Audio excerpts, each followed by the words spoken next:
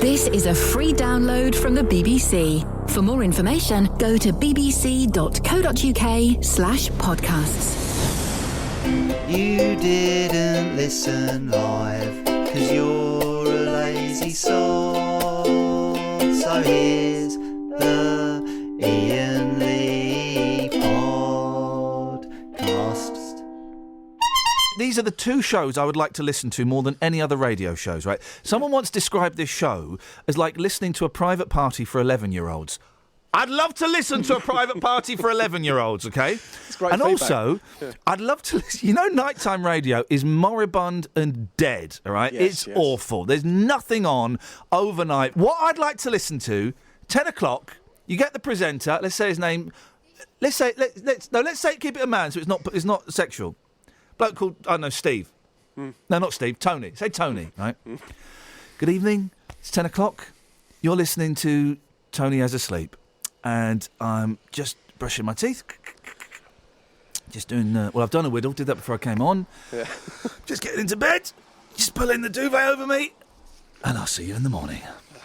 And then it's from 10 until 7, 10 till 6, it's Tony having a sleep. And it's all the trials and tribulations. Does Tony get to sleep quickly? Does he talk in his sleep? Does he have to get up and do a wee? Does he blow off in his sleep? Does he snore? All of those things. I would totally listen to that. I would totally listen to that. Yes! No, I don't believe you, mate. I don't believe you. Oh, no, because I don't so much now that I've been getting up at stupid o'clock. But before I did, I used to have radio on at night, like speech radio on at night, just as like a little... And at the weekends, or if I'm on holiday, I'll just have the radio on as a little... So I wake up, bit of company, I wake up and go, oh, they're talking about immigrants. Oh, they're talking about immigrants still. Oh, they're doing parking tickets. But I would listen, I would wake up and go, oh, Tony's asleep. I'll go back to sleep. That would be nice, wouldn't it? Well, I don't know. I mean, it's a different sort of vibe. I mean, different vibe. I mean, maybe you want to pitch that to the people upstairs, the powers that be. What about, Iain falls asleep and we kind of rig something up to your brain and find out what's going on inside there? My brain has got nothing to do with it. I can't, mate. I've already got this show and a music show starting soon. Sorry, what? Nothing. Okay. Between the A414 at Hertford and the A10 at the Hoddesdon roundabout because of a couple of horses that are in the road. On the M11 North Mantheborough, BBC 3 Counties Radio. Sammy, regarding the horse situation, where is that happening? Horses in the road? It's in Hertford. Okay, Russ is asking on the line on Twitter, any idea, did the police know when the situation might become stable? Didn't know. They've not said. They said it's been a problem since 4 this morning, though. They've been there quite a while. Okay, so there's no idea at all. I guess Russ is going to be driving through there. No idea at all. No indication of when that situation might become stable. I'm afraid not. Okay, Sammy, thank you very much indeed. Appreciate it. Samantha Bruff, BBC 3 Counties Radio. Any word on the horses situation yet? They've gone. So the situation is now stable? Yes. So the situation with the horses is now stable. Maybe they might have lured them away with some hay and some straw. Yeah. But just to clarify, because this is important, it's not really, you shouldn't really be making jokes about the travel, Sam. Just to clarify, the situation with the horses is now completely stable. Yes, I confirm it's stable. That's great. Sammy, thank you. A group of residents in Bletchley are so fed up with parents parking on their road to drop off their kids, they're creating a blockade with their cars.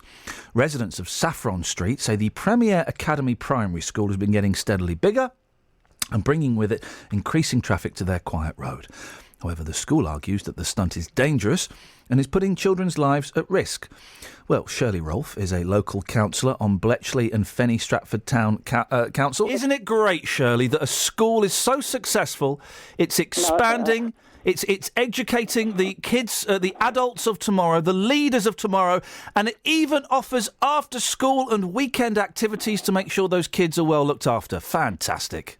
It might sound to you fantastic, but will you go and live in that area, my dear, and see the chaos in the morning that people cannot get off their drives to go to work? People park on their drives, across their drives. It would be nice if it was just to walk to school, then there would be no problem. But people are at the catchment area. Yeah, Shirley, sorry to interrupt, but I guess you know that because there aren't enough schools that they're having to spread I'll finish. They're having to spread their catchment areas wider and wider, aren't they? So that's why kids can't feasibly walk to school anymore.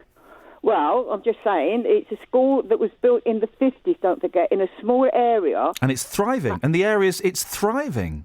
It might be private, you think, but you imagine nearly there's 600 kids going there, plus 2 nurseries, plus teachers going in that one way in and one way out. Where should they go? It's a nightmare. I wish people go down and see who passes all these...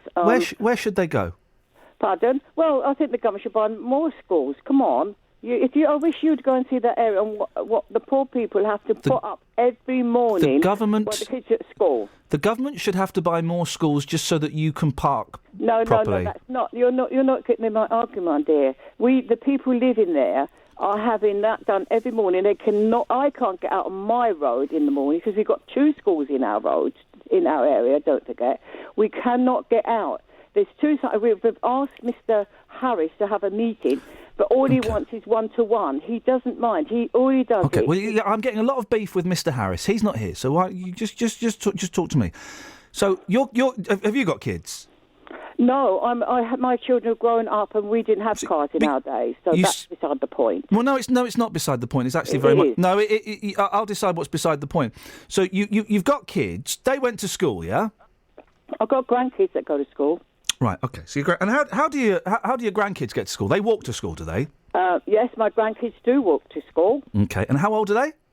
I've got 2 are 16, 1 are 14, and 1's 19. Okay. And when they were 5, 6, 7, 8, they all walked to school, yeah? Yes, they did. They all walked. Your hand on your heart. You're not lying to me, are you, Shirley? Pardon? Your hand on your heart. Yes. They all walked to school. Yeah, they walked to school. Yeah. And they walked back from school. More or less, yes. More or less? Well, occasionally if it rained, if Mother wasn't working... If it rained? Oh, you haven't argued with me because of my grandkids. If it rained? No, I'm just saying... Excuse me, yes, my love. I don't know what her name is. You're making me feel bad that a school... I'm not making you feel bad. You're doing that to yourself. You're doing that to yourself. I feel bad about my children because my children walk to work. They are grown up and they walk to work when they were... walk to school. But sometimes there was a car involved. As you just said. No, not most of the time. No, they walk to it. Well, you just said that they used a car sometimes. Okay, what I'm saying is, rain. Yeah, but not every single day. Every day, morning and some of these kids live miles away. How are they supposed to get to school, Shirley? You'll make it, but if you go and see the area, it's not fair on those residents. Well, then we need to come up with a solution. So some of those kids live miles away. How are they supposed to get to school, Shirley? Well, have a place to drop off and let them walk to work. If there was an accident up that road, they would not be able to get up there. Has there been an accident? It proved a point. There was an accident, and an ambulance couldn't get up there. A fire engine couldn't get up there. Okay. Nobody could get up that road. So I know kids have got education. I agree with you, Mark, but it's a pattern. My name's Ian. My name's Ian. Hello, Ian. Sorry. Hello, Shirley. You're right, love. Now, so to prove your point, you're endorsing the residents blocking the street themselves. Well, it's just. What if an ambulance? What if there's a fire at the end of it? Just listen to me. He had the building and had a restriction that he could have all these buildings done by Milton Keynes Council. He had a restriction. Yeah, and it was lifted. But now he's got it lifted. So now he can leave it weekends and things. Well, they didn't mind that, but now the restrictions, they're going to have the same problem evenings and weekends. That's what they're complaining about. Well, you won't have quite the same problem because there won't be as many kids evenings and weekends, and there won't be as many teachers. Well, that's a fact. There must be a stopping point. Your beef is, may I humbly suggest, is with the wrong people. Who?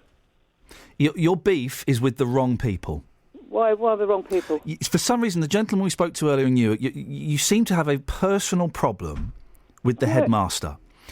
Excuse me, I think he's got a thing against us. Shirley, no, he hasn't. He's not got a thing against you. You do not know. Shirley. I tried to get to the town council. No, I tried to get to the town council, and he will not come. He will not come to any register meeting. Sorry, you might have his point of view. No, I've not got his point of view. You have. No, Shirley. He's never come to any meeting. Shirley, calm down, dear. Now listen. You've got a thing against... He hasn't got a thing against you. He's got a thing for his children that he's responsible for. He wants the best. I'm assuming most headmasters and headmistresses do. He wants the best for all the kids he's representing. Now, instead of being angry and focusing your anger at the head teacher, I suggest you focus your beam, your anger, your fury on the council and try and get them to put either double yellow lines or permit holders in those streets that are affected. That's a good idea. Go on, you do it, but they don't do it. Well, I'm not going to do it. I don't live there. I've not got a problem with it. I wish you would live in the area. I don't live in the area. I live in my area. And I celebrate. In the mornings, so you can That's get out of order. Drive, what would you do? And that is out of order. I would block my drive with the bin so they couldn't. Well, they still do it. No, they do it. I would block my drive with the bin. Well, they do it, and they park on the drive. I would block my drive with the bin. Have even the parents sitting on people's lawns, waiting for the kids to come out. Parents sat on the lawns. There's not just certain things, Ian. My suggestion: listen, if people are parking on driveways, that's out of order. If teachers are parking there and there are no parking restrictions, well, then I'm afraid that's the way of the world. We've all parked in people's streets before now. I suggest that you forget the headmaster. Because he's not going to. It would appear he's not going to talk to you, and I don't know why, and that must be very frustrating. Let that frustration go. Speak to the council. Try and get residents' permits there or double yellow lines, because then that would solve the problem, wouldn't it? It wouldn't, because the people park on double yellow lines. Well, There's some up there, but the parents still park on double yellow lines. Right. Nobody can do anything about it because police can't do anything about it, and there's only traffic wardens can stop people on double yellow lines. So it's a waste of time. It's there. There's double yellow lines out the school, and they park on it. Okay. So, and they park all down the street, so people on one of the roads, so people have problems getting out their thing. It goes on constantly. It's not just the mornings, my dear. I know you might think I'm not really angry. I just would like the frustration. If you just stop the school, that's it. No more children going in. But that's not going to happen. That isn't going to happen. So you need to come up with an alternative plan. You need to let that fight go, and you need to come up with a different plan of attack then. Is it true, Shirley, that planning permission has been granted for the school to have 2 entrances? Yes. So people could go in one road, drop kids off in the school grounds, exit from another road. Is that true? Yeah, it has been. Why has no one told me? Why have you and my last guest not mentioned that the school have come up with a solution for this problem? Yeah, but did you realise what's going to happen though? Why is no one? It goes through the school grounds and goes out to a main road where there's lots of businesses. It's of course just the same problem. He's tried. Yeah, you're right. So he's tried. So he's come up. This fella, this demon headmaster. Oh, here we go. Go on then. I've just had this from a text, right? And I'm really surprised that you and my previous guest didn't say, well, he won't talk to us, but he's come up with a solution. So he's come up with a solution to ease the parking on those side roads. I heard what you're saying. I know. Yeah, you're right. Thanks for your time, Shirley. Thank you, Ian. Thank you, Shirley. Okay, bye. Bye-bye. Thank you, anonymous texter. Text there. Regarding the school, planning permission has been granted for the school to have 2 entrances. You go in one road, drop the kids off in the school grounds, exit in another road. Morning. What have you got for us, Mick? Well, the chap that probably... Well, I'd say chap, it probably... But I think I'm suspicious that the chap that got in touch with you might have even been the headmaster, because he didn't want to come and talk to you. He never had the courage of his convictions to come and see you. Does it matter? Don't interrupt. I haven't finished yet. Don't be rude. Does it matter? Ian. No. Ian, you've raised the point, Mick. Does it matter Ian, Mick, please. Does it matter who sent that text him? Ian. Does it matter who sent that text him? Ian. Are you finished? Does it matter who... Does it matter... Ian, does it matter? Ian. Does it matter? It does matter, because he hadn't got the courage of his convictions to come and see you. Does it matter? And the solution he came up with was not put into practice, was it? No. Why? Tell me why. Did he tell you why? If you calm down, Mick, I'll tell you why. No, I haven't calmed down. I don't like being interrupted. I don't like rude people who... Stop doing it, Ian. I don't like rude people who don't listen and don't understand facts. Go on then. You carry on then, Mick. Go on. Right. Did he put the solution into practice? And if not, why? Was it more dangerous? Tell me when this question for ends. The children? Let me know when. I'm Let me just know when there's the pointing out question fact. mark so that I can answer it. Because it's just like one long. Again, you haven't let Well, me because you're finish, asking a right? three-pronged question. I wonder how many prongs there'll be in this question. No, But carry there on, wasn't- Mick. Go It on. wasn't three-pronged. It was one. It wasn't put into practice. And was it not put into practice because it was more dangerous by driving through the playground to go out the other entrance and going out onto a main road where it would cause traffic congestion, perhaps more accidents? Has this and question got an end, Mick? Because we finish at 9 o'clock. Well, if you didn't keep interrupting... I I've could not get interrupted more you in. for 30 seconds. I'm just waiting for the question so I can answer it. Give me the question. One question. Go. The question is, then people should walk their children to work. That's not a question. Go back to the school, and question. They wouldn't get fat. They wouldn't have to build a sports hall. That's not the question. Because Go their back. children will be You're going on, swimming Mick. You're going on to a second point. Go back to the question because you can do this. I've got faith in on you, then, Mick. go on. Well, I don't know what the question is, Mick. You've Well, gone from talking about a text to talking about fat kids. I'm confused. Go back to the question. The question is, why wasn't that put into practice what he come up with? Okay. Is that the end of the question? Have I heard a question mark? Why wasn't it put into No. practice? Okay. So That is a question. Can you understand that? just give me it one more time, because I'm not sure I've got it. Right. He come up with a solution, but Yeah. it wasn't put into practice. Now, why? If this bloke was No, so sure stop. that You had a question. Yeah, go on then. So it was put in. It came up with a solution. Why wasn't it put into practice? That's Yeah. the question. Yeah. Okay. You don't have to keep repeating it. The people Well, heard what I I said. do because I must be being dumb this morning, Mick. Because I'm just. No, just, you're not. You're being bless you. facetious now. You're very kind. Okay, because the school's been granted planning permission. You know how it works, don't you? So you come Yeah, up with an go on. idea. Don't interrupt me, 'cause it's rude. You come up with an idea of how to improve a situation for your neighbours. That involves a little bit of structural change. You have to apply for planning permission, okay? So you can't act on that until you've got the planning permission. The school's got the planning permission. Sounds like a great system. You drive through the school, you drop the kids out, drop kids off, you come out a different entrance, no parking in the streets. So they've got the planning permission. They're going to put that into practice at some point. Next question. I don't think it'll happen. Well, and you Mick, that's... phone me back later on at a different date and apologise because it won't happen because they will not Mick, let them Mick, drive through I a will- school where there's children. And Well, you know full well that No, I they don't. won't. Mick, Right. Mick, you're talking out your bum. Because I'm not. they've got planning permission, so that means it would have been health and safety assessed. They won't be driving through the playground. They'll have worked it all out so that it is a safe, efficient programme. Why do you struggle with that? I am struggling with it, but why hasn't it been put into practice then? Because they've only just got planning permission, Mick, and it takes a little bit of time. When did they get the planning permission? I haven't got a clue. What's interesting? What's more interesting? Right, Is so that you might both. just be What's talking out more your bum interesting? that they could have What's had this more? planning Don't permission interrupt, months Mick. It's ago. rude. What's more interesting is that both our guests knew about that. They knew that this evil, nasty headmaster had applied for planning permission that would help ease the situation. Well, why and didn't yet he come on neither. and Let say me it? finish, Mick. And yet neither of them chose to mention it. Isn't that interesting? No, it's not. Thanks for your call, Mick. Pills in his pants. He found pills in his pants.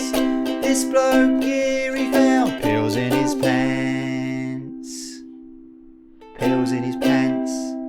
Horrified Adam Travers bought some swimming shorts. Who says swimming shorts? I've never even heard the phrase swimming shorts. You'd say trunks, wouldn't you? That I would say trunks, or I've started saying swimmers. Where's my swimmers? Oh. Yeah, I like my swimmers. I would never say swimming shorts, though. I mean, we'd all agree. Let's just go to our Kelly Betts correspondent. Kelly Betts, what's the latest on Kelly Betts? I wouldn't say swimming shorts. Thank you very much indeed. I want to say swimming I've shorts. never felt the need to say swimming shorts. From Primark. And discovered, you like this, Kelly? A packet of drugs in the pocket. Oh. Adam's girlfriend, Hannah Ewell. I'm suspicious. Why are they so keen to establish their relationship in the paper? Found 9 white pills. I mean, back in the day, I'd have... You'd have handed those straight into the police. Via my... yes. Found 9 white pills in an envelope in the buttoned back pocket of the Chinese-made clothes. Damned Chinese back pockets. Oh, she prepared to wash them before a holiday. This Hang on a story makes minute. no Hang sense on a minute. whatsoever. Honestly, I bought them with them in there. Adam, come on. I blame their kiddie. Look, that little baby. Was he 6 months? Yeah. Can't look at the camera, can he? The drugs were with instructions for patients written in Chinese. Adam, 33, yesterday said it was lucky Hannah, 29, spotted the pills because he would have caned them. No, What? No. Spotted the pills because their 5-month-old son, Oscar, might have got hold of them. This Oscar character. He'd ordered them. He added, I was really shocked. If the baby had got them, that could have been disastrous. It was also lucky we found them before going on holiday. Could have caused problems at the airport. Adam, who bought the £5 trunks from Primark in his hometown of Portsmouth, alerted the police. Oh, here we go. Oh, no, they're boring drugs. They're just medicinal drugs. All drugs are bad. Their test revealed the pills are a prescription antidepressant. Primark said an investigation had shown the pills were put in the shorts at the time of manufacture after being sent to an unapproved subcontractor in China. It added, as a result, we have terminated our relationship with the supplier. Oh, a source said... Now, this is the story. The last paragraph is the story. Not these chances with their pills and their babies and their holidays and their swimming shorts. Swimming. Oh, you can swim, can you? A source said the shorts were supposed to be made in a factory, but it appears they were secretly being made by prisoners in a jail. That's the story! Primark stuff being made by prisoners in a jail. Your swimmers could have been made by a murderer or a rapist. How does that make you feel as a person? Outraged. Disgusted. Keeps them out of their cells. No! Keeps them out of their cells, doesn't it? I don't want prisoners making my swimmers. Pills in his pants. He found pills in his pants. This bloke here, he found pills in his pants. Pills in his pants. Busy anti-clockwise at junction 20 for Kings Langley, and it's reported to be because of people looking at an unusual looking shed that's been broken down on the hard shoulder. Whoa! Yes. Whoa! That's genuine. Say that again? It's slow at junction 20 on the A41 at Kings Langley, possibly because of onlookers to a trailer carrying an unusual looking shed that's broken down. This is the rest of the show, guys. What? There's just so many questions. An unusual looking shed. Yeah, if you give me a second, I can go and look at a picture because we've got the CCTV's on the other side of the room. It's too important not to. It's too important. Go. Okay. Right, back inside. We're waiting for Sammy Travel. I mean, guys, quickly. She can't hear us. You want to send in any more travel jokes about sheds? This is perfect opportunity. This is fodder for the masses. She's going to the other side of the room to look at an unusual looking shed. That's what's causing the tailbacks. Here we go. She's back. Okay, I've seen it. How unusual is this unusual looking shed? Well, it's like a white box with a door with stripes on it. There's speculation it could be a kitchen. No, mate, because or a panic room. No, well, kitchens are inside houses. They're not outside houses. No, this one's on the M25. Someone really is panicking if they're driving that around the M25. As people are slowing down to look, it's quite something. So, is it? Would you say it was a shed load? No. It's on the trailer, but the trailer's just broken down. Is it a load? It's a load. Yeah, it's kind of. It's not is really it a shed? It's white. Wow, white shed. Well, with a stripy door. If it is a shed, that is literally unusual. If anyone can get us, guys, only if it's safe to do so, or if you can pretend it's safe to do so. I need pictures of this unusual shed. And by the way, if you want 03459 455 555, phone up and describe your shed. I mean, I'm always happy to find out about other people's sheds. Is there more? No, that is everything. Thank you. Bye-bye. Boss, you're not going to believe this. I've just seen something really interesting on the streets. Is it an unusual shed? No, it's not a shed. It was a Chinese man, with a very strong vibe, and he had one of these electric unicycles. It's the second time I've seen one now in 2 days. You said, do you know what a unicycle is? Yeah, but an electric unicycle. Hang on. Do you know what a unicycle is? Yes, I do know what. Describe it to me, because there may be some confusion. Well, there was a man this morning. I'll tell you what I saw this morning. Go on. There was a man Chinese. This He's Chinese. He's Chinese. Okay, so he was Chinese man, and he had this little, what looked like a box. Okay, he unplugged it side to side. He had knee pads on and a helmet on as well. He pressed a button Safety and off first. he went. Incredible. So what? One of those things that you see clowns ride, one wheel. Yes, one wheel, an electric with a unicycle. Seat. You are joking. No, I am not. It was incredible. Did it have little stabiliser wheels at the side, or is it just? I've never seen anything like it before on the streets. Where's he gone? He's gone. He went off at a speed. He said to me, sorry, I've got no time to stop. I'm off. And that was it. Well, where's he gone? China? Where's he gone? What's going on? Chinatown? I don't China know. Club? Has he gone to the China Club? This He's thing was either so gone fast. to China, Chinatown, or the China Club. Well, this thing Or was he's gone going to buy so some China. fast. He'll probably be in China in around 10 minutes' time. This thing was fast and furious. Did he have any China in his hand? No. Was there any China in your hand? Nope. Oh, that's a shame, man. Sorry?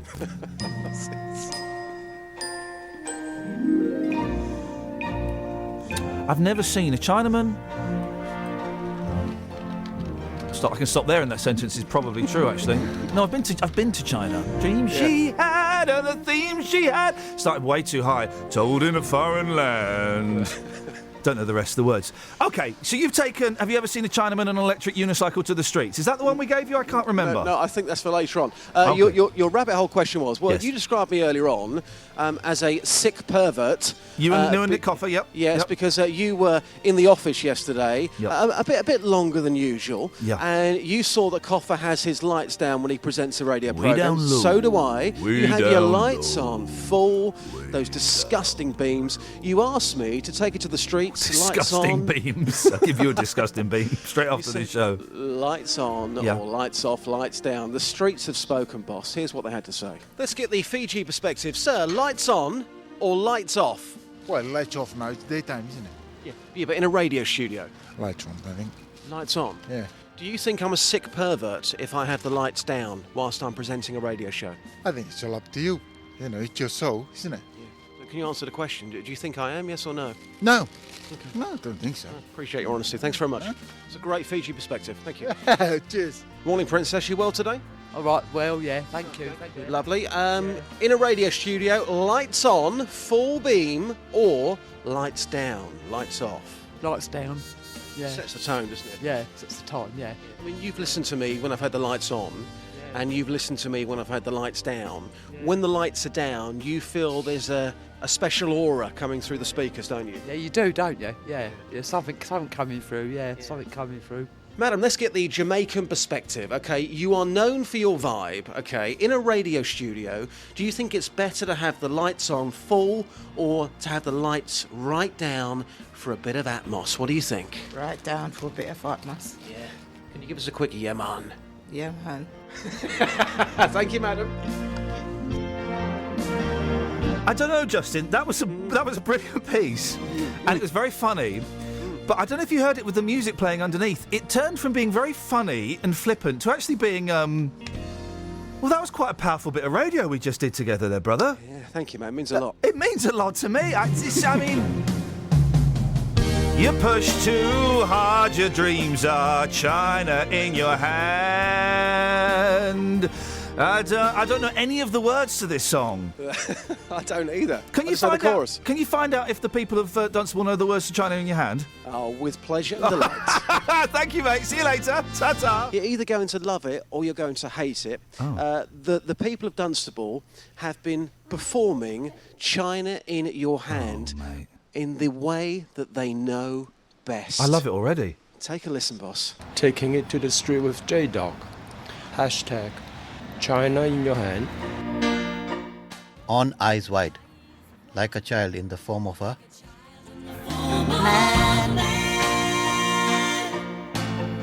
A story told, a mind of his own, an omen for a time.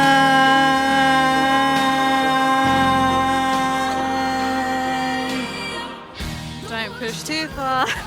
Your dreams are China in your hand. Don't wish too hard, because They may come true, and you can help them. You don't know what you might have set upon yourself, yeah. Oh, gosh.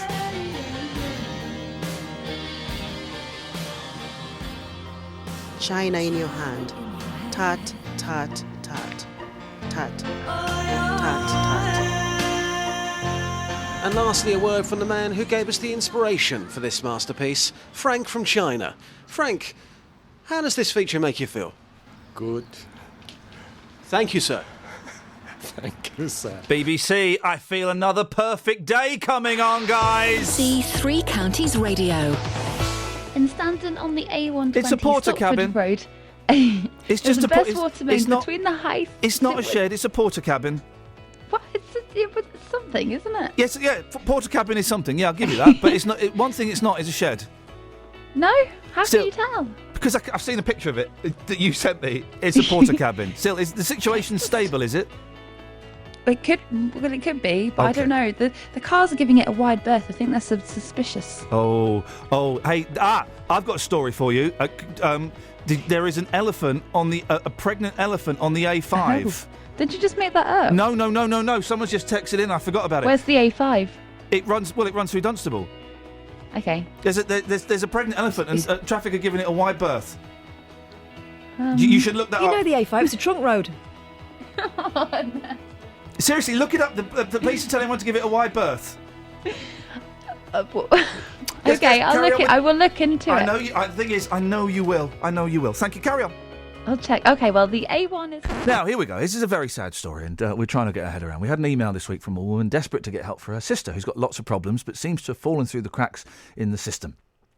Gemma was admitted to the Luton and Dunstable Hospital 2 weeks ago after suffering alcohol psychosis. She and her sister Lisa thought she was going to get support to stop drinking while she was in there, and that seemed to be what was on offer, but it's not happened. And Lisa has come to us. Now, we were supposed to speak to Gemma this morning. She knew about it. Gemma's not picking up her phone. Keep trying. Because there may be another reason. But Lisa's on the line now. Morning, Lisa. Morning. We'll get to Gemma not picking up the phone in a second, because that concerns me a little bit. We kind of expected it, but it concerned me a little bit. Tell us a bit of the background. What's been going on? Well, basically, she's had an alcohol problem the past few years, and recently she was admitted to hospital. They were going to help her out. She was in a few times, and they just basically let her get sober and then chucked her out again.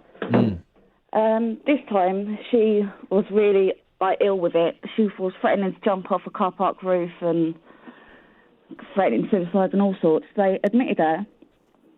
They were giving her drugs to withdraw her from the alcohol.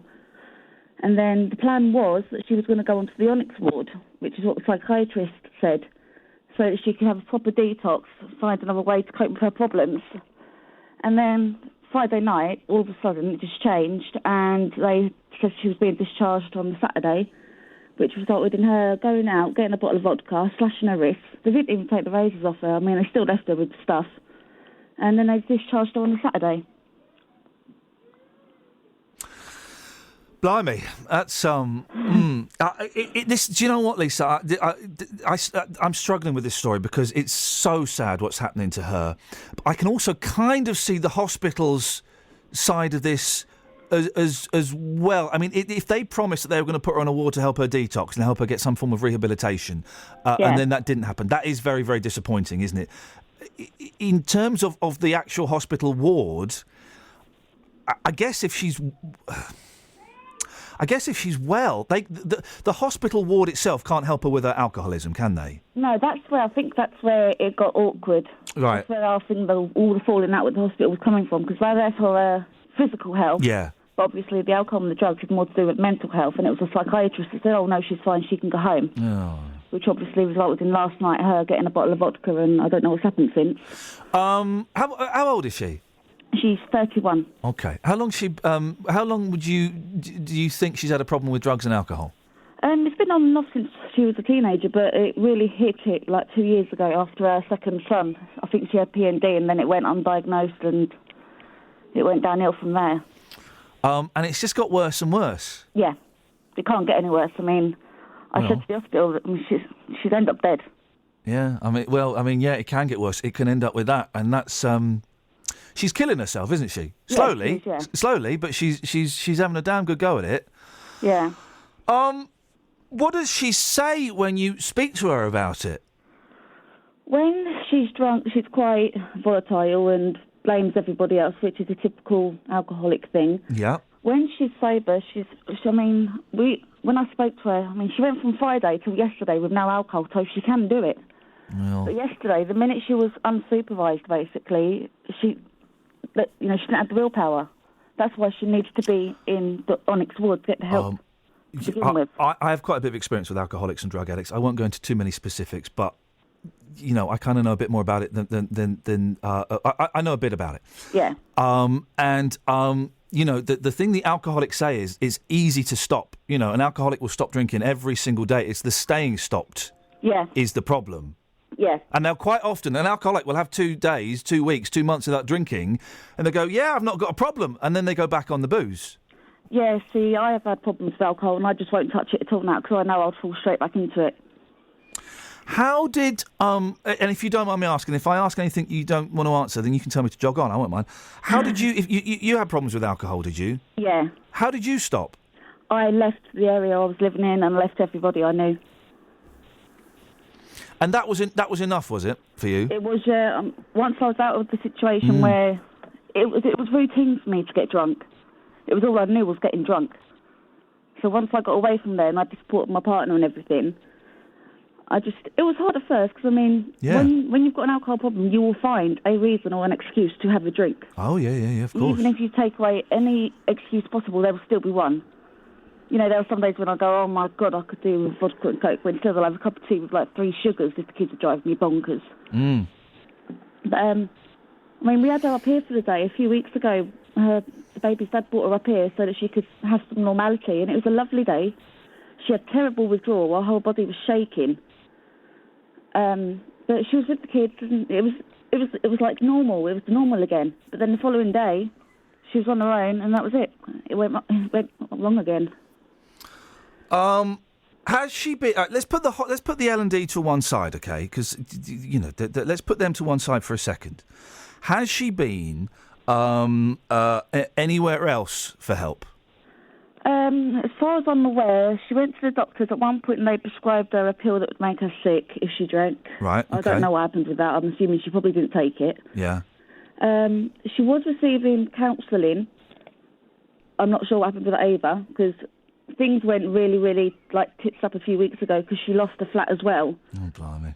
So she was really hitting the bottle, and then when she was in hospital one time doing the detox, she actually met another alcoholic who she then got involved with. Oh, yeah. So it couldn't have got much worse, really. Well, she's living out the classic descent. She's I don't know her, and I know that Kelly's and Catherine are still trying to get hold of her, and she's not answering. And that I'm not. It's concerning. It's not worrying. It's concerning. Who's that in the background? That's my kids being a pain. How old are your kids? I've got a 9-year-old, a 1-year-old, and a 3-year-old, and a 4-year-old. God, you're a glutton for punishment. I am. Blimey. You're right to talk for a couple more minutes, Lisa? I am, yeah. Go to your dad. I'm on the phone. Go to your dad. Mum! Go to your dad. They're doing it purposely because I'm on the phone. Of course they are, the little... listen, I've got kids. I know exactly what it's like. Oh, my God. Right. Listen, we're not going to solve this problem. I'm not going to solve this problem, certainly. And I think I can kind of pick up from you that you're doing everything you can, but you know that you're not going to fix her, don't you? Well, the only way I can... As naive as it is, I wish I could just go down there, grab her and lock her in the room up my house, because I live in West Midlands and she'd be away from it all. Yeah.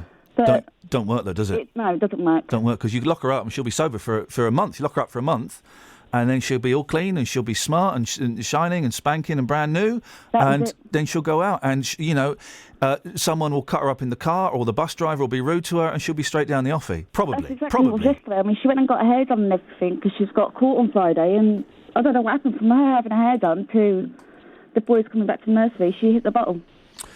Has she tried anywhere like Alcoholics Anonymous or anything like that? I don't know. This is why it would have been good if you could talk to her, but she's probably feeling quite ashamed of herself. Yeah, she probably is. Of course she is. It's a disease of shame. She's feeling... I make up that she's feeling very ashamed, and that's why she doesn't want to come and talk to us, and that's absolutely fine. That's she might be listening, and in which case, Gemma, we'll keep trying you. You're more than welcome to come on. Have you... Now, you're going to think this is odd because you haven't got a drinking problem anymore, but have you been to any of these organisations? There's a great organisation for relatives of alcoholics and drug addicts called Al-Anon. Have you been there? No, I've never heard of it. Al-Anon is brilliant. Catherine's going to find me the website and the phone number now. Al-Anon are brilliant, right? And what it is... I've got so many friends who've been through this, trust me. Yeah. What it is, it's like AA, but it's for the relatives of alcoholics. Because it's a really nice place where you go and it's all anonymous, and you go in a room, and it could be like a church hall or a school hall, or, it could be anywhere. It's not religious. You go in there and you talk about what it's like having an alcoholic sister, or having an alcoholic dad, or having a son who can't stop doing coke. And one starts to realise, A, you can't fix them, and B, she's dragging you down as well, Lisa. And I say that with the greatest of respect. I know. You've got four beautiful kids there. You've got 4 beautiful kids, and you can't give them your full attention because you're rightfully worried about your sister. Yeah, my priorities are slightly wrong though, aren't they? Yeah, well, wrong is maybe a strong word, but your priorities are perhaps slightly skewed. Yeah. Your kids aren't getting the attention that they deserve because of your sister. And again, this is going to sound really cold. That's really selfish of your sister. And being an alcoholic is a really selfish disease. I know. My parents were like it as well, but they've sort of come out of it finally. Really? Isn't that interesting? That it is, yeah. We all seem to have followed suit. Yeah. Now, if your parents got sober, did they? Yeah, I mean, it was only recently. My mum was a hardcore alcoholic without failure. She's got epilepsy and brain hemorrhages and everything from her drinking. Yeah. But she's 60-something, and all of a sudden she just stopped. And she just doesn't drink now. Well, listen, if you got sober and your mum got sober, then that is brilliant for Gemma, because that means she's got more than a decent chance. She's in with a good shout of getting this. But you're not going to be able to fix her. No, I know. Unfortunately. Yeah, it's entirely down to her. If and when she's ready, she'll go for it. I was talking to my relatives last night after she got this bottle of vodka, and it seems that she doesn't want to put any. She doesn't want to work at it. She wants the one to be waived, and there isn't one. No, there isn't. She needs to work for it as well, which is where I think she's not at that stage. No, she's not, and she may never get to that stage. No, that's where I think the Onyx Ward would be of benefit. But then again, like I said to my family last night, she might stay in there for several months, come out, and then, like you said. Well, it might. You know what? Those kind of residential rehabs, they work for a lot of people, and it might give her a fighting chance, or she might come out again and have a drink. You don't know, but she's got to want to stop. Yeah. She does when she's sober. Yeah. It's a crappy disease. It's horrible, and I know people that have died through it, and it's horrible. Catherine, have you got the number for Al-Anon? Yeah, I have. Okay, right. So this is for anybody. You don't have to be an alcoholic. This is if you think that your partner is, or your kids, or your sister is an alcoholic or a drug addict. You go there, it's anonymous, you don't have to pay anything, you sit in a room for an hour and a half with people who are going through the same thing. And I think you might be surprised, speaking to you, Lisa, and also everyone else, you might be surprised at the number of similarities that you hear. So how do they get in touch? Okay, so this is the confidential helpline, 0207 403 0888. That's 0207 403 0888. Lisa, if you stay on the line, I'll make sure you get that, because I don't know if you've got a pen And there. Lisa, it's not religious, it's not government, it's not the police, it's nothing. It's just a load of like-minded people who've been through what you're going through. Okay. You don't have to pay any money. You go once, you don't want to go again. Beautiful. You don't have to go. I'm just putting it out there as a suggestion. Yeah. You know. We'll try Gemma a little bit later on, because I'd really like to speak to her, but I completely understand why she may not want to speak to us. Yeah. She was all up for it yesterday until the bottle got her. Yeah, of course she was. And then it's a Jekyll and Hyde thing, literally. Then she's a different person altogether. Yeah.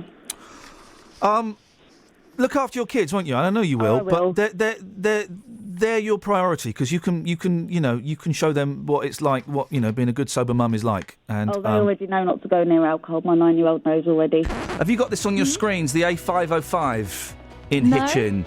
Not got that, but I can have a look. Yeah, have a look. Ben's saying that there's a lorry. Oh, this is so weird. A lorry carrying a load of toilet seats has shed its load. Ooh. You Okay. got pictures. The A505. Apparently, A505. I'm looking. the police looking into it, but they've got nothing to go on. Oh no. So the police are looking into these toilet seats that have gone across the road, but they've got nothing to go on. Could you have a look into that, Sammy? We'll look into it. Thank you, mate. Really appreciate it. Thank you. It's the bloke fruit squeeze coming up on the Ian Lee. He's probably plugging a new book or a record. Let's see. shall we? Glenn not answering his phone. Well, his wife just answered. She's Oh. making sandwiches for the kid. It's the first day back at school. She went, flipping heck, hang on a minute. She's going to get him to give us a ring back. Well, this is what, you know, you don't get much more British. Oh, I've lost the new single. Hang on a minute. Let me find the new All single. right, well, he won't know about this because... Oh, blimey. We could lie and pretend that we've played it, couldn't we? Dealey. Geezer. Well, Glenn Tilbrook's not answering his phone. He's on the toilet or something. I've lost the new single. Yeah. I've lost Right. it. Yeah. You've taken this to the streets. Yeah. The Squeeze and the Tilbrook, you've taken it to the streets. Yeah, I mean, Glenn, I'm sure is listening to this right now. I think we're getting him lined up to come on the phone. Yeah. A music legend. Yeah. Oh, yeah. I love Squeeze. Love Squeeze. I put together one of my little packages on Glenn Tilbrook, his music, and also some reaction on the streets to Glenn and the fact he will be coming on the programme this morning. Here's what happened, boss. When it comes to giving, Glenn Tilbrook has given us lots. And everybody tells me that it's cool to be a cat, cool for cats. Along with Chris Difford, they gave the world songs like this, which was cruelly denied a UK #1 by Art Garfunkel's Boring Bright Eyes. Others included Up the Junction, Hourglass, and Labelled with Love, just to name a few. To the streets we go, and just the mention of Glenn's name lit up a dreary Dunstable. Sharon, you are a massive Glenn Tilbrook fan. What is your message to Glenn, who is listening to this right now? Now stop the giggles. What's your message to Glenn? Are you single? I'll put it to him. Thank you very much. Sheikh, how are you this morning, boss? Yes, I'm all right. Sheikh, I never thought it would happen with me and the girl from... Clapham. You know your stuff, Sheikh. Thank you. I'm going to call you a top Sheikh. All right, Thank you. Thanks. Mick, when I say Glenn Tilbrook, when I say Squeeze, what comes into your brain? It's cool for cats. Up the junction. Du, du, du, na, na, na, na. Yeah. Glenn is listening to this right now. What's your message to Glenn? Well, I hope he's doing all right and he's still carrying on with his music. I'll pass on the comps. Yeah, righty, all right. Cheers. Yeah, bye. See you, matey. Glenn Tilbrook, respect to you, sir. I love you. The streets love you. I label you a music legend. Well, he may be a music legend, Justin, but he's a music legend that doesn't put things down in his diary. He's supposed to be talking about Burko Fest, which I think is celebrating the Speaker of the House of Commons on Saturday the 12th of September in it's in Berkhamsted, so that would be what the Burko is. I don't know whether John Burko is going to be there. Maybe it's Sally Burko. Maybe it's Portly Women in Sheets. I don't know. And then he's supposed to be talking about his new album. Yep. I did think this morning when you said Glenn Tilbrook live on the show at 8:30. I thought rock and roll start 8:30. What's going on here? Do we play the new single or do we ban it? Do we do a Mike Reed and ban it? Hang on a second. Okay, I'm going to put some deep thought into this. Yeah. Glenn. Okay. Yeah. Okay. Glenn. Oh. Glenn. Oh, he's sending out a vibe. Special powers. Sorry, Glenn. Please phone in. You will be coming on the show at some point between now and 9. It's going to happen. Let's see if the Dealey vibe is strong with this one. Enough of London. Let's take a break. No more excuses. No time to waste. Pack up a suitcase. Sun's beating down. Well, dear listener, In the country. Squeeze is back, and they're sounding good. But I've got to be honest, Glenn Tilbrook, you need a new diary or something. What the hell's going on with you, man? What are you doing? I'm out and about. I'm starting work, aren't I? Oh, but mate, I know it's the first day back at term for everybody, young and old. So God bless you for joining us. How are you doing, Glenn? You all right? Yeah, I'm really good, thank you. Very good I indeed. cannot tell you how exciting it is. There's a new Squeeze single and there's a new album out. It's very exciting. It's one of those things, you know, I suppose I could say I never thought it would happen, really, because I didn't. But here we are. We've got an album, and furthermore, it's great. I know I would say that, but it is. Well, hang on a second. Let's put this to the test. You say it's great. That must mean that you think you've done a few stinkers in the past. No, I think that we sort of tailed off towards the end of the last time we were together. You know, I mean, this is the third time we've got back together again now. Yeah. You know, I don't know. I think there's no point in doing a record unless it's the best thing that we've ever done, and I think this is the best thing we've ever done. Oh, God bless you for that. I've only heard the single, and it's flipping brilliant. This is strangely the soundtrack to the Danny Baker show, isn't it? Yeah, it is. Cradle to the Grave. That's right. How on earth is there a whole series about... I mean, I've read the books and they're brilliant and I can't wait to watch it. How did you get involved with that? I had flu maybe 4 years ago, and I spent 3 days in bed. And that's when Daddy's book just first came out. And I read it, thought it was brilliant. We have previous together, you know. I've known him since, you know, we were in our teens. I called him up and said, look, I've never said this to anyone before, but we should really be involved with this. Our history is a shared history. I know what that world was like, and me and Chris can write for that. And it followed on from there. The series itself is brilliant. You know, having Peter Kay play Danny's dad. Yeah, you know, that's genius. You know? Yeah, exactly. It's really funny and it's poignant, and it's about the series. You know, on a wider basis, it's about family values, and that's a lovely subject that we all know about. How do you get the band back together? Do you just send a text out to everyone that's marked Squeeze in the phone and saying, "Hey guys, we should. I've got some new songs." Text out to everyone that's marked Squeeze in the phone, and be about 400 people. How do you do it? Do you just ring around? What's the deal? You know, we've been playing together for a while. We've been like the best Squeeze tribute band ever. But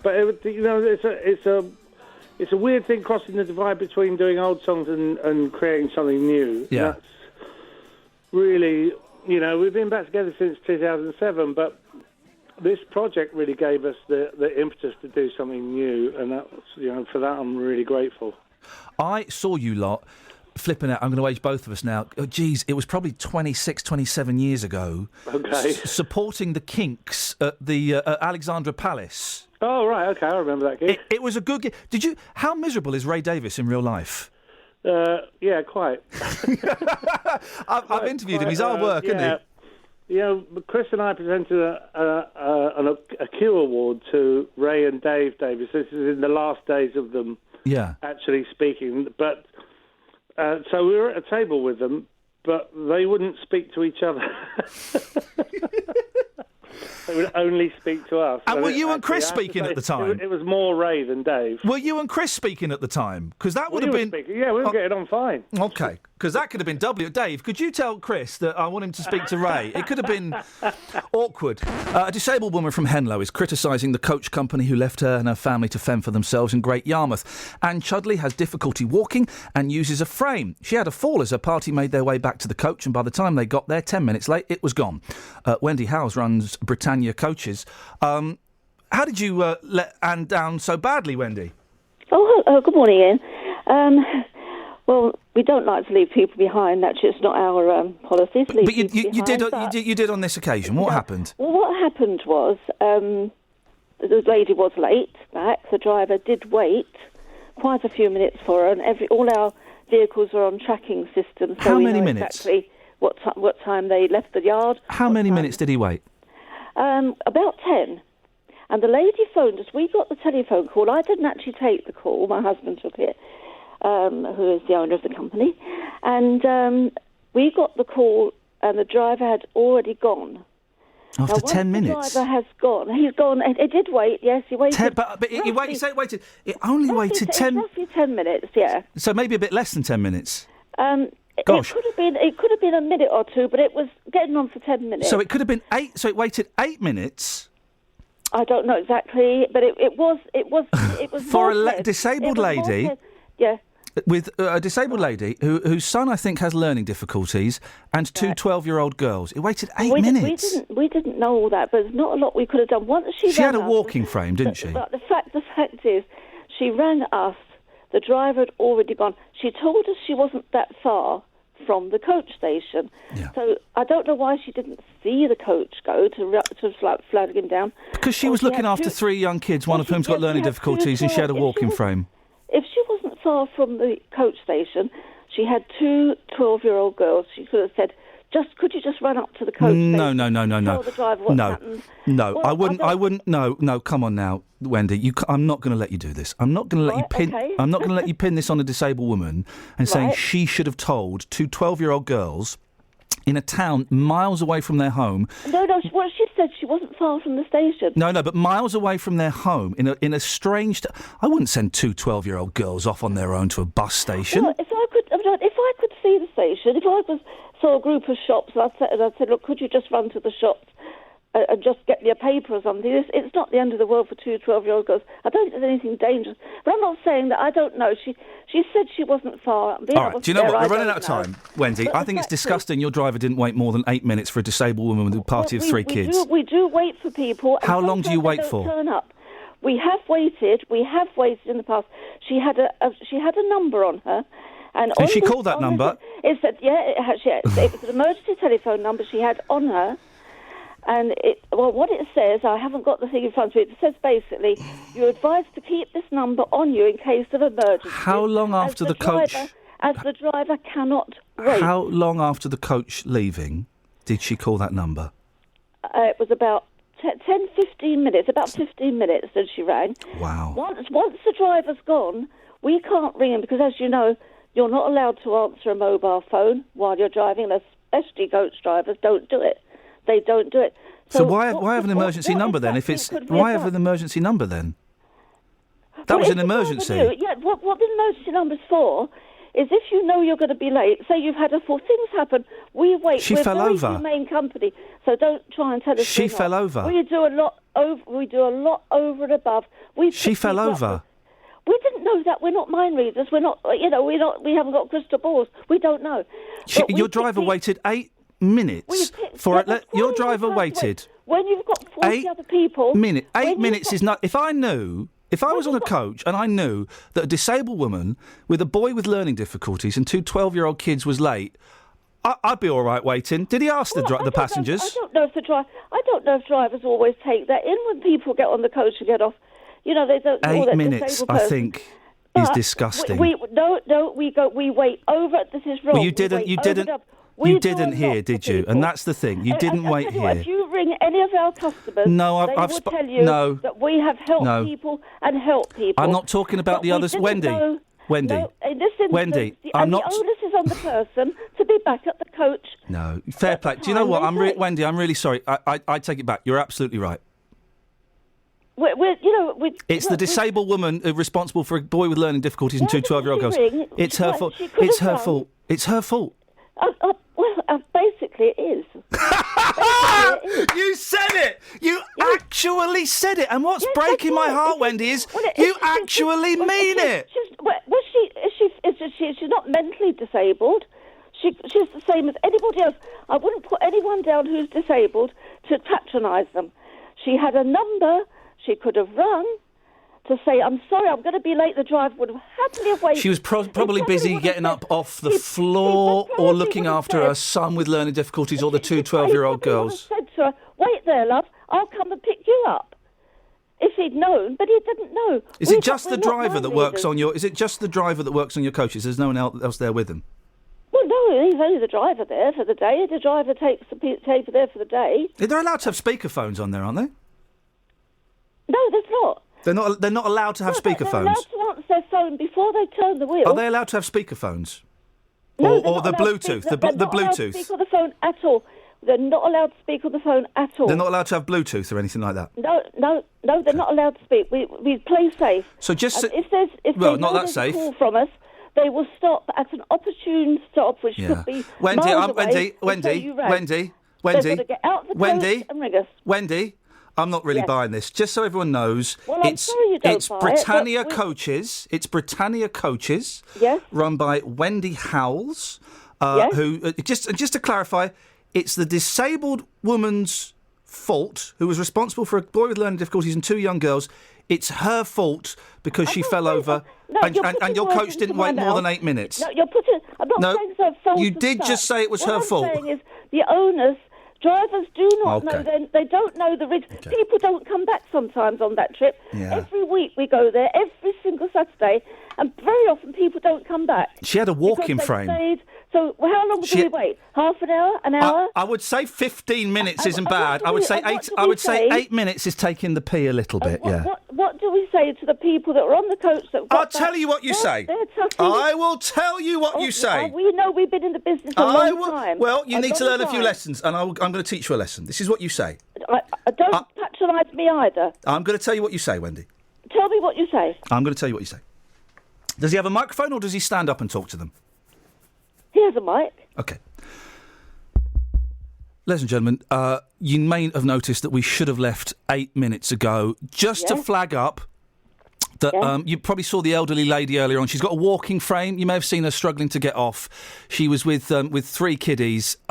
She's not turned up.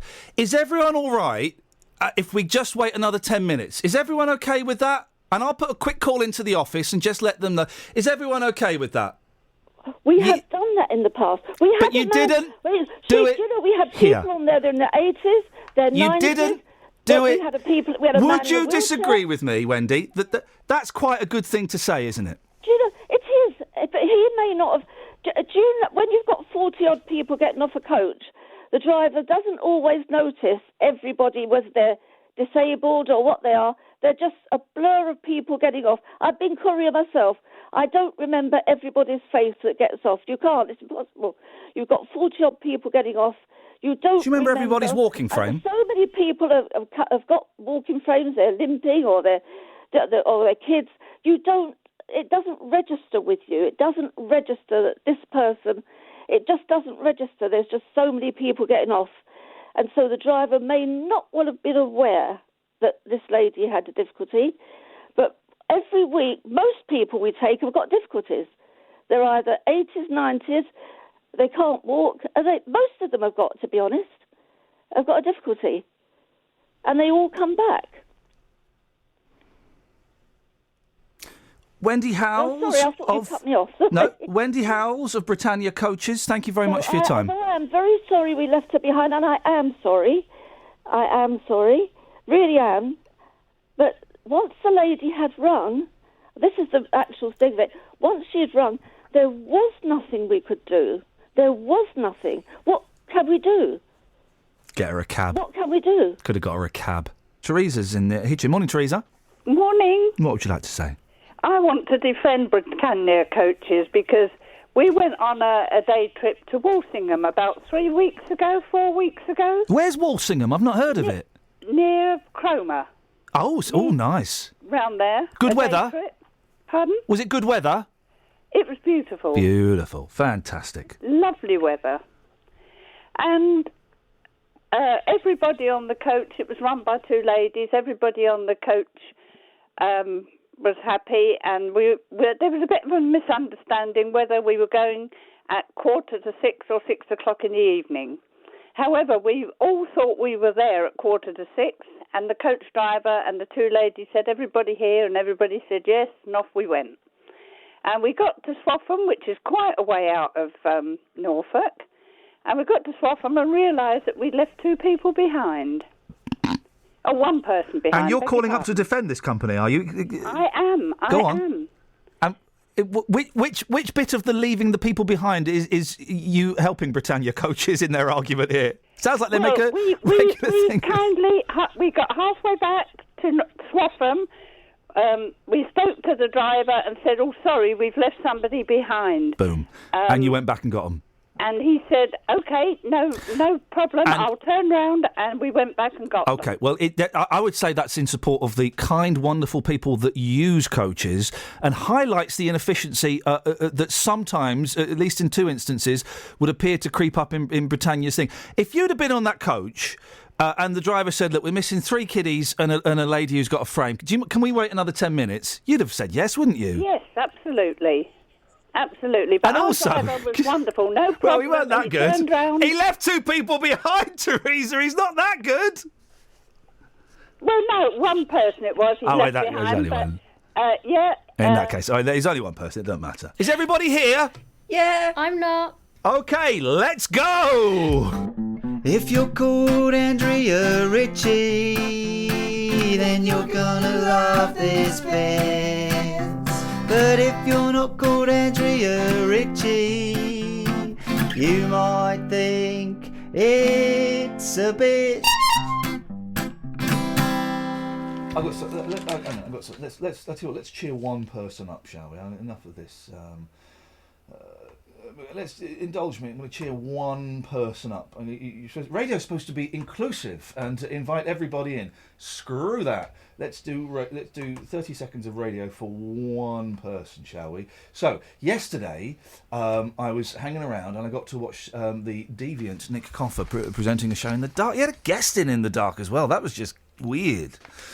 But the reason I was hanging around, because I got to speak to one of Britain's surviving rock and roll legends, Mr. Tony Hicks of the Hollies. Mr. Tony Hicks of the Hollies, playing September the 10th at the Milton Keynes Theatre. You can hear the whole interview in about an hour's time.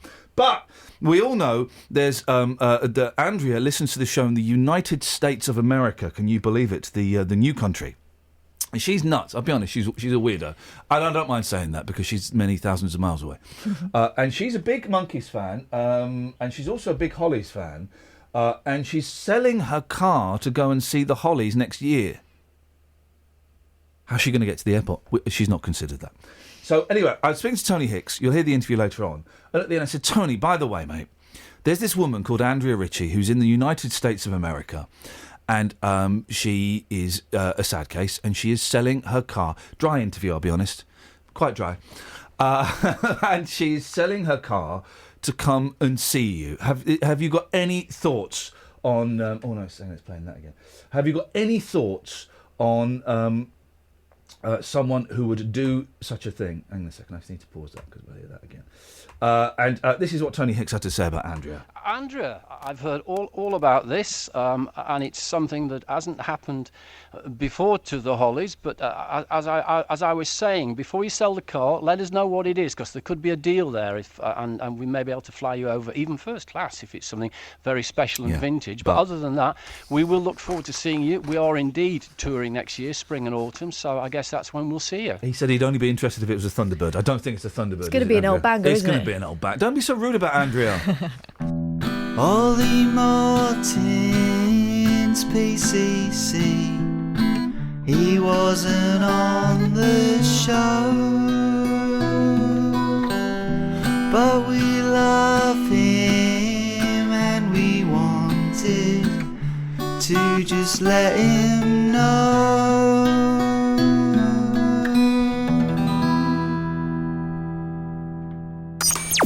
Thanks for listening to this free download from BBC Three Counties Radio, your local radio station for beds, hearts and bucks, on FM, AM, digital radio and online at bbc.co.uk/3counties.